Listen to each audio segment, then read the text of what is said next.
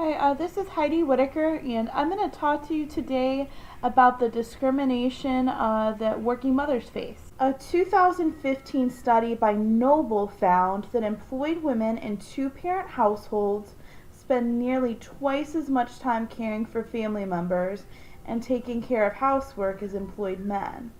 This puts working mothers in a significant disadvantage compared to their peers, who don't have to work nearly as hard or deal with the same stressors. Working moms are expected to be fully devoted to their families and their jobs, while others don't face the same pressure and scrutiny when they fall short in either of those areas. As women have become more active in the workforce, it has driven a wedge between them and their male counterparts and created the perception that working mothers are hurting their families by pursuing a career. Heidi covers this best by stating there's a general perception that the movement has not benefited men, and indeed between a quarter and a third of all Americans think that men's lives are worse in terms of their jobs, feelings about themselves, and relations with women. The view that the movement has had a negative impact on children and families. Over 3/4 of men and women say the movement has made it harder for marriages to be successful and for parents to raise children. I think this is more due to the fact that we put so much stress and cause working mothers to have to juggle so much that we force this perception on people. Before working mothers even take a step into the workplace, they're already at a disadvantage because they're perceived as detriments rather than equals by their peers. Working mothers face so many challenges. They make less money than their peers after having children, as studies have shown, and they have a pressure to overperform at work to try to show their competence. They also go through pressures to feel like they have to make up for lost time because of work commitments and the juggling they have to do. In the Time-Bind book, so many different examples that I can relate to in my life, I felt like came alive on the pages. The one that really stood out to me, though, was when it talked about Gwen Bell and how she felt like she owed her daughter Cassie more time than she actually gives her. And that sometimes in the mornings, Cassie insisted that she needed a fudge bar, and that Gwen caved in to giving her this fudge bar to try to save her the trouble and embarrassment of a tantrum when dropping her off at the preschool. I know I myself have felt that way being a working mom of my 6-year-old daughter. There have been so many times when I've dropped her off at preschool and worried about, did I do everything that I was supposed to enough? Am I giving her everything she needs? Is there enough time for everything that I need to do? And I could see myself, instead of fudge bars though, there were other things that I would do, like I'd feel guilty sometimes and feel the need to make up for lost time of going to Starbucks together and giving a cake pop, which are important times for moms and their children to have bonding. But often, unfortunately, I feel like as a mom, those times have been more out of guilt than sometimes just wanting to spend quality time. And then that created this other downward cycle of guilt and pressure for me. And I think that is something that moms just face so much of because of all the pressure society places on them.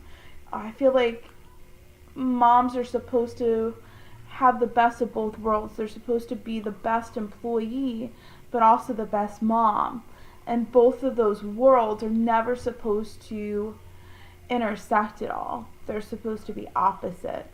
And that's so hard because as a mom, my mind is always constantly on my child, but it's always constantly on being the best employee I can be too. This perception is reinforced through culture and mass media, especially in films where working class mothers navigate work-life balance issues. This shows moms having a tug of war between their responsibilities at work and home. Stereotypes like these have had a destructive impact on how women are viewed in the workplace, which impacts how they're viewed as they try to advance in their fields. When employers and supervisors make assumptions on what working mothers value based on these stereotypes, it can keep them from getting ahead. As Bolton states in 2014, stereotypes and biases serve to unfairly and sometimes unintentionally keep qualified, capable people out of jobs or positions of power. Men are the bosses while women are just bossy, or not up to the challenge, or busy taking care of the kids, and wouldn't want any additional responsibility anyway. Ironically, in spite of all of the pressures and multitasking and stigmas that working mothers face, research has shown that mothers provide a significant value at both work and home. According to Bloom in 2017, workers with flexible schedules are more productive and satisfied than their counterparts, which for working moms, it's important for them to be able to have that flexible schedule. And it's good for companies too because it allows them to retain good employees that are talented.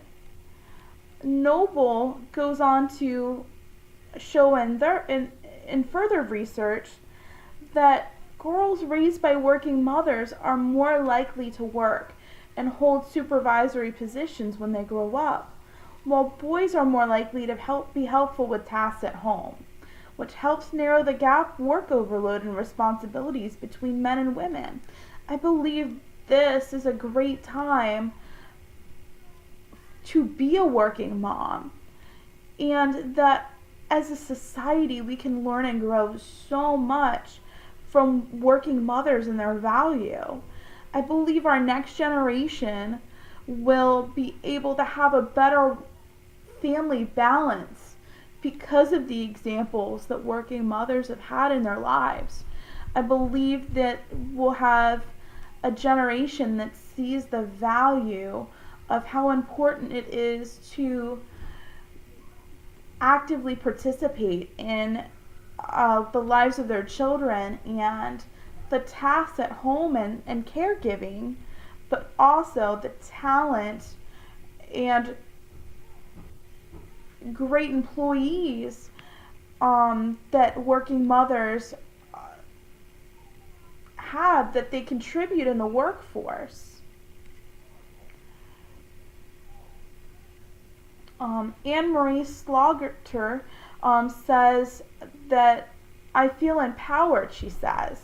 Why shouldn't a workplace be customized to fit a woman as much as it is to fit a man? We are large in numbers and we can influence and power to figure things out for our daughters.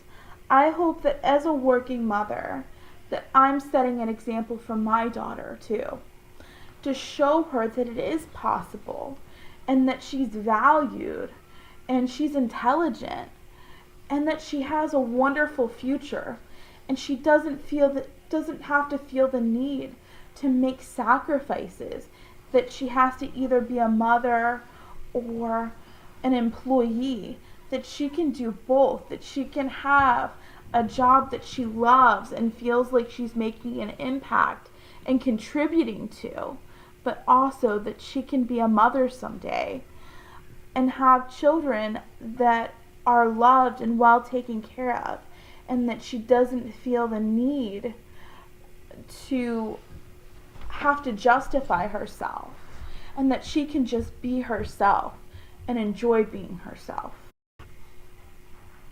I think Tina Fey sums up best the feelings of working mothers everywhere by stating, I think every working mom probably feels the same thing. You go through big chunks of time where you're just thinking, this is impossible. Oh, this is impossible. And then you just keep going and keep going, and you sort of do the impossible. I'm just so proud of all the working mothers everywhere for continuing to do what so many in society feel is impossible. I hope that I am setting an example for other current mothers and future mothers with what I do, and that we can be there for each other and support one another, because society won't see our value until we see our value.